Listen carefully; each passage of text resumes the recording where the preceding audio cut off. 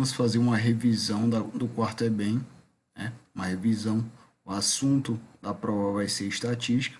Meu nome é professor Roberto Rocha Miranda e iremos trabalhar essa revisão hoje. Então, né, uma questão de Enem 2007, o Aedes aegypti é um vetor de transmissor da dengue. Uma pesquisa feita em São Luís, Maranhão, de 2000 a 2002, mapeou os tipos de reservatório onde este mosquito era encontrado. A tabela abaixo mostra parte dos dados coletados nesta pesquisa. Então você percebe os tipos de reservatórios, né? Aqui tem vários. Tem a população, né? Como a população de Aedes aegypti está no ano de 2000, 2001 e 2002. E você vê a totalidade de cada um deles. Então, de acordo com essa pesquisa, o alvo inicial para a redução mais rápida dos focos do mosquito vetor da dengue nesse município deveria ser constituído por. Aí você tem essas opções aqui, que são os tipos de reservatório, né? Então, observando a tabela, né? É bem lógico, você vai somar, né? Dentro desses 3 anos, qual reservatório teve mais incidentes. E você percebe, né? Com grande exorbitância de casos, é que os índices foram maior nesse tipo de reservatório, tambor, tanque, depósito, barro, que nomeou, né, uma certa contingente de população do mosquito Aedes aegypti com 86.086 focos, né? Então, você marcaria, né, aqui, ó, o item B, né? Certo? Sem sombra de dúvidas. Então, vamos à questão 2. Estou sendo bem breve, porque é como uma revisão, né? E essa, a questão 1 foi muito simples, né? Em 2005, podemos estimar o consumo de energia elétrica de uma casa considerando as principais fontes desse consumo. Pense na situação em que apenas os aparelhos que constam na tabela abaixo fossem utilizados diariamente da mesma forma. A tabela fornece uma potência e o tempo efetivo de uso diário de cada aparelho doméstico, supondo que o mês tem 30 dias e o custo de 1 kWh é de 40 centavos, né? O consumo de energia elétrica mensal dessa casa é de aproximadamente. Você tem um aparelho, o ar-condicionado, o chuveiro elétrico, o freezer, a geladeira e as lâmpadas. Você percebe a potência, aqui o ar-condicionado 1,5, chuveiro elétrico 3,3, o freezer 0,2, geladeira 0,35 e as lâmpadas 0,10. E o tempo diário em hora. Aqui você tem 8 horas, você tem 1/3 de hora, você tem 10 horas, 10 horas, 6 horas. E aí você quer saber exatamente quando é que vai ser esse consumo de eletricidade nessa casa durante esse mês. Então você vai pegar os dados da tabela, 1,5 você vai multiplicar por 8, 3,3 vezes 1/3, 0,2 vezes 10, 0,35 vezes 10, 0,10 vezes 6, para exatamente a gente entender qual foi o consumo quilowatt-hora. E aí soma tudo, né? E aí foi o que eu fiz aqui. Essa soma, né, deu 19,2. Então 15,8 aqui no caso deu 12. 3,3 dividido por 3 deu 1,1. 0,2 vezes 10 deu 2. E 0,35 vezes 10 deu 3,5. 0,10 vezes 6, 0,6. E somando tudo isso, deu 19,2. Isso é o quilowatt-hora por dia. Como são 30 dias, você vai multiplicar por 30. E aí você tem um quilowatt-hora mensal, que é 576 kWh. Como o quilowatt-hora está 40 centavos, você multiplica 40 centavos vezes 576. E aí vai dar exatamente 230 e 40 centavos.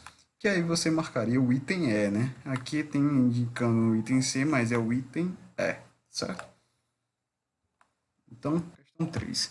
Questão 3, um técnico de basquete já escalou 4 jogadores cujas alturas são 190 centímetros, 180 centímetros e 195 centímetros. Então, ele já escalou esses 3 jogadores. Então, a gente não mexe neles. Para completar a equipe, ele conta com 3 jogadores de 180, 190 e 200. Então, quer dizer, ele tem que escalar 4, ele já tem 3.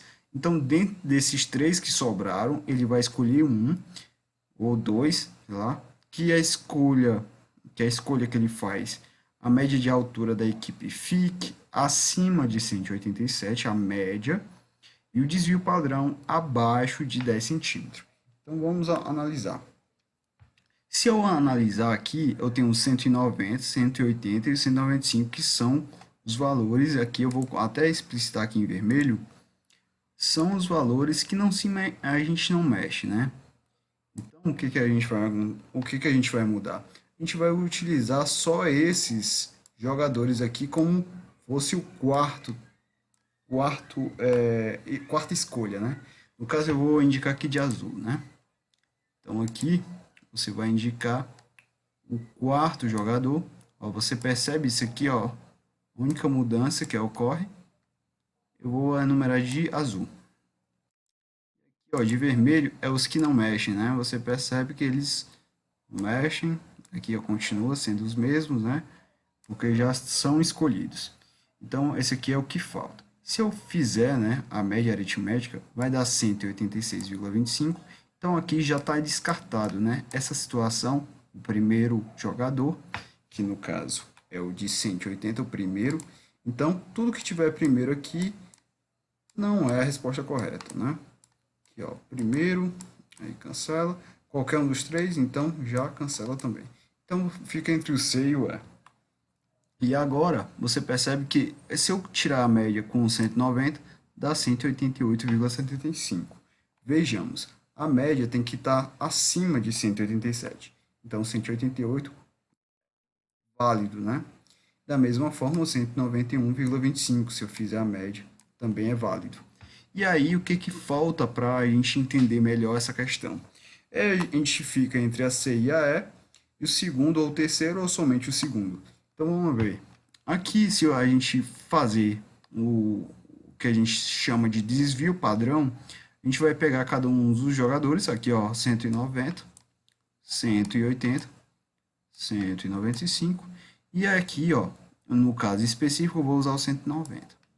E aí, o que que eu vou fazer, né? O que que eu vou fazer aqui? Eu vou pegar essa média, que é 188,75, e colocar aqui, ó, fazer uma diferença, ó, desse cada desses dois valores, ó. Você percebe que isso aqui é a média. Então, isso aqui eu vou levar ao quadrado, certo? Esqueci aqui. Então, o que acontece? Vou fazer essa diferença, levar ao quadrado, e somar e dividir por 4. E depois tiro a raiz disso. Isso vai ser meu desvio padrão. Então, eu vou fazer essa diferença, deu isso. Fiz essa diferença, deu isso. Fiz essa diferença, deu isso. Fiz essa diferença, deu isso. E aí você faz as contas, né? Cada uma levando ao quadrado. Depois de somar tudo, divide por 4 e tira a raiz. E aí, tirando a raiz de tudo, deu 5,44. Mas você percebe o quê? Que o desvio padrão tem que ser abaixo de 10. E realmente é abaixo de 10 esse valor, então é satisfatório. Então, quer dizer, o segundo é válido. Então, o segundo está aqui e o segundo está aqui. Mas vamos ver o terceiro, né? O terceiro você vai analisar a mesma coisa, só que com essa nova média aqui, né? Então, eu vou usar essa nova média, tá vendo aqui, ó? Vou até grifar aqui de azul e vou usar os novos valores, né? Se você for analisar, eu vou fazer o mesmo jeito que eu fiz anteriormente. Aqui, ó, o 190, não mexe, o 180, o 195 e o último, né? O último aqui muda, no caso vai ser 200. Aqui 200. E aí você faz as diferenças, né? Aqui deu uma diferença, diferenças e as diferenças. Aqui você vai ter exatamente o quadrado, vai dar isso aqui, e soma tudo. E divide por 4 e tira a raiz. Deu 54,68 e tirando a raiz dá 7,36, que também é abaixo de 10. E se é abaixo de 10 também é o que, pessoal? Satisfatório. Se é satisfatório, então quer dizer tanto o segundo como o terceiro também é válido. Então o segundo e terceiro é válido. Se o segundo e terceiro é válido, então marcamos o item C. Vamos à questão 4. Questão 4 é removendo um número do conjunto. Esse temos aí, formamos um novo conjunto com a média aritmética dos elementos igual a 18,5. Então, você tira um número e a média aritmética dá 18,5. A mediana dos elementos desse novo conjunto é igual a... Então, vamos lá. Ó, então, tirando a média, né? Se aqui tem 6 elementos, né? Você percebe? 1, 2, 3, 4, 5, 6, 7. Você tem 7 elementos. Então, logicamente, vou tirar um x e vou dividir por 6, né? Logicamente que em média aritmética, se eu vou tirar um elemento, vai ficar 6. Então, essa divisão por 6 dá 18,5. E 6 vezes 18,5 dá 111. 111, aí você soma 11 mais 12 mais 17 mais 18 mais 23 mais 29 mais 30 dá 140. 140 menos x vai dar 111. E lógico que x, né, se eu passar para cá e esse 111 para cá, então vai ficar 140 menos 111. Então o x aqui vai dar 29. Se o x é 29, então ele vai ser o número que vai ser retirado da distribuição. Logicamente, se a gente tem essa distribuição aqui, eu tiro esse número aqui, eu vou ficar só com esses restantes. Então, eu tenho esses restantes aqui. Aqui você percebe que são 6 elementos. Então, vou pegar os elementos centrais. Então, os elementos centrais aqui são 17 e 18. 17 mais 18 dividido por 2 dá 35 dividido por 2. E 35 dividido por 2 é 17,5. Então, você marcaria a alternativa D de dado. E vamos à questão 5. Uma questão 5 que a gente já viu, né? Então, é muito recorrente essa questão, mas ela fala o seguinte: a tabela abaixo apresenta os preços pagos no produtor de açaí por quilograma da fruta nos meses de julho e julho de 2011 e 2012. No mesmo mês, né, os estados da região norte. Aí você tem os estados da região norte, e aí você tem que examinar cada um dos itens. Aí você percebe que cada situação, cada item tem uma afirmação. A maior variação de preço ocorreu no estado do Acre. O que é variação, né? O que é maior variação? O que é maior decréscimo? O que é taxa de variação? Você percebe que aparecem essas denominações. Então a gente vai entender examinando cada um dos casos. Então o item A é incorreta. Aqui a gente percebe que a resposta correta é o item C, mas a gente vai entender por que a A é incorreta. Variação de preço no estado do Acre, o que é variação? Você vai pegar o valor, aqui o Acre ficou de 1, aqui é 0,75, você vai fazer a diferença, dá 25 centavos. Então essa variação foi de 25 centavos. Enquanto a variação de preço no Pará, você percebe que, se você for analisar a tabela no Pará, aqui você tem uma variação maior, né?